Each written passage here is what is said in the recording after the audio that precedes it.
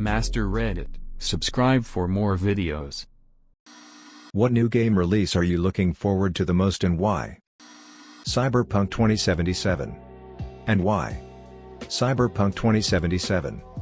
Because something has to be more dystopian than 2020. The original tabletop RPG was called Cyberpunk 2020. God, if only we had cool cybernetics to keep us occupied during quarantine. Instead we got murder hornets. Destroy all humans. Played the shit out of that when I was a kid. Can't wait for the remake. Microsoft Flight Simulator 2020. The world in that is 1-to-1 scale, and you can visit your house or wherever, literally any country, the smallest or biggest country ever. Really? I could seriously fly over my house. I don't live in the middle of nowhere, but there's not even Google Street View for my street lol. It's powered by Bing, it's kind of their big hey look what our mapping system can do debut. They used multiple satellite renderings, car-mounted cameras, and an absolutely incredible AI to 3D render every part of the world.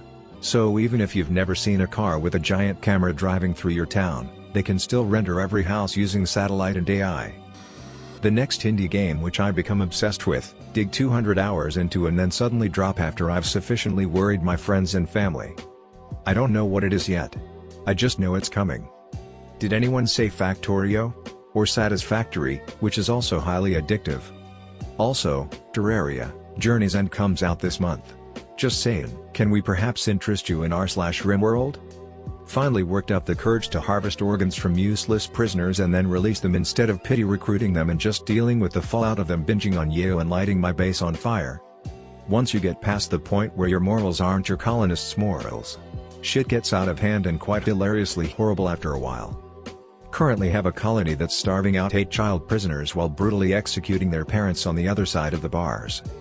All because they wanted to attack the colony. Elden Ring. Lore by GRRM and made by FromSoft, who made my favorite game of all time.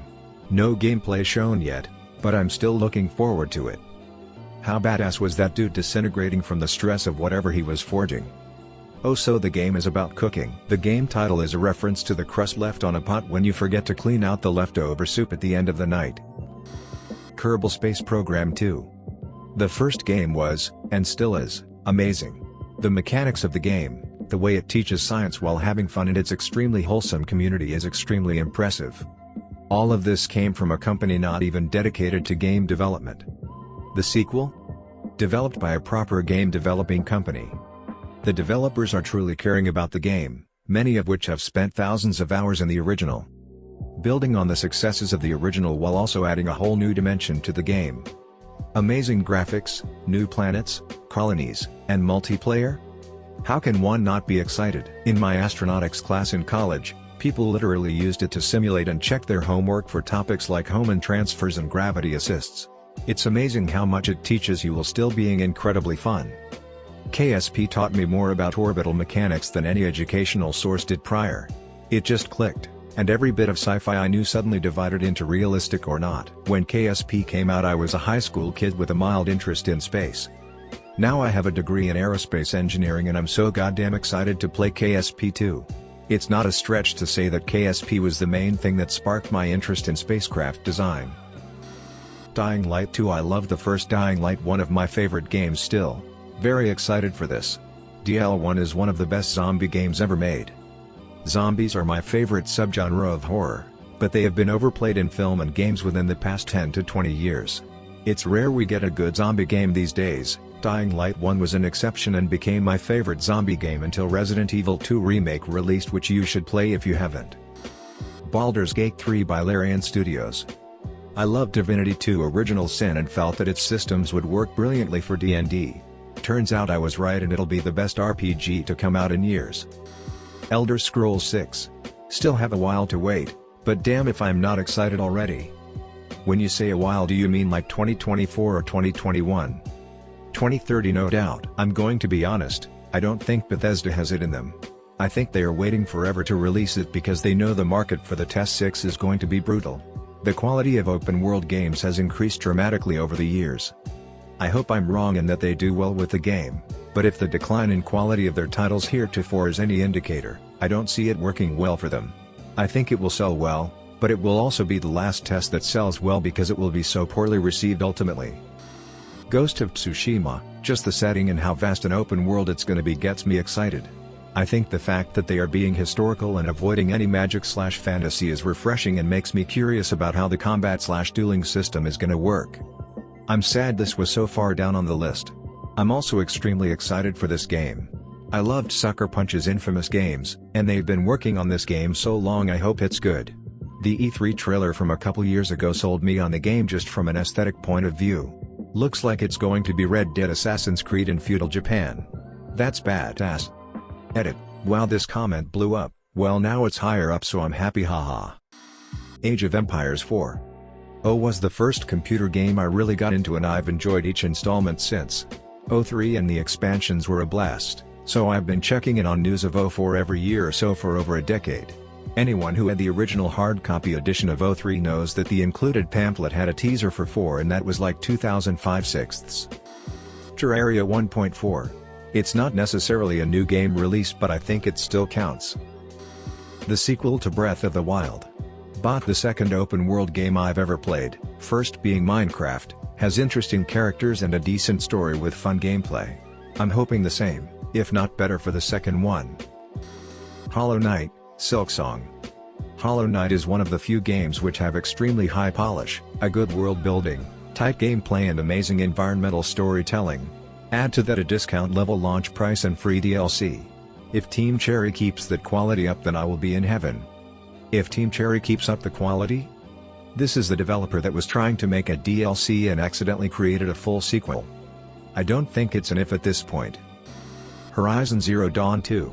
I'd have to say the first was my absolute favorite game.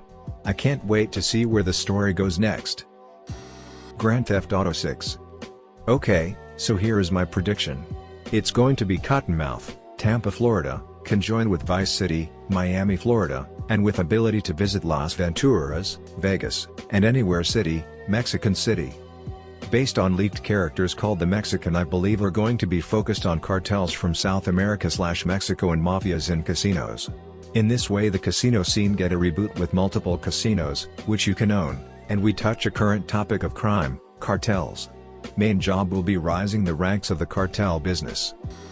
Battle for Bikini Bottom Rehydrated. I've never played the original. Have a Wii but no GameCube adapter or controller. I've heard great things about it, and like other games like Mario Odyssey, I've heard great things about the game, and love that they're adding back unused stuff like the Robo Squidward boss. Edit, I know people don't like edits like this, but thanks for my first ever gold award. Edit 2, damn. I didn't realize so many people were excited for this game. Edit 3, since apparently so many people weren't aware of it, the game comes out on June 23rd. Halo Infinite. The leaks makes it sound so different from other Halos, and I don't know if I'm scared or thrilled. Guess it'll all come down to the execution. I didn't want to play The Sims 2 because The Sims was so perfect as it was. I don't really want to be spending all my time moving a camera around, said I. Just buy the game, and return it next week if you don't like it, said the clerk, all those years ago.